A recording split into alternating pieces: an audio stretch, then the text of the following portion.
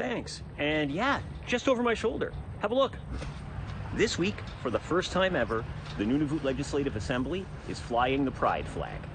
The Premier and many members of the Assembly praised the move from the Assembly chamber, but Iqaluit MLA Janet Brewster really drove the point home.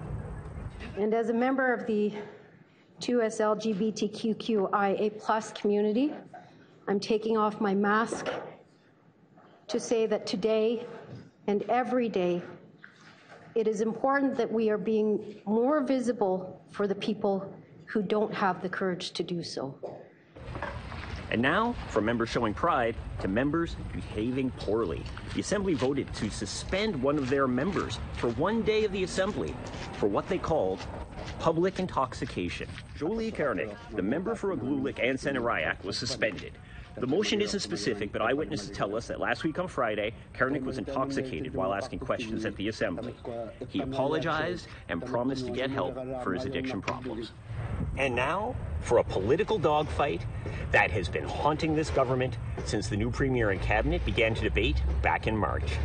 Adam Lightstone was elected to Cabinet in November 2021 and got the job of Human Resources Minister. In December, Lightstone's spouse was named Acting Deputy Minister of Human Resources. In March, the Integrity Commissioner got involved. Lightstone resigned from Cabinet for appearance of conflict of interest. The Premier has said he only learned about the conflict of interest on December 21st. George Hicks and Joe Savicata are the ones who have been asking questions about this timeline for months. They don't buy the Premier's answer. Here, Savicata explains why he's still asking. Mr. Speaker, the Speaker is correct. When a person doesn't receive answers, it makes you want the answers more. People deserve to get answers, even if it's not the one you want to hear, but an answer, as long as it's a truthful answer. Last Assembly, Hicks and Savicata were in Cabinet. Now they aren't. When Lightstone resigned, Savicata ran for his seat in Cabinet and lost.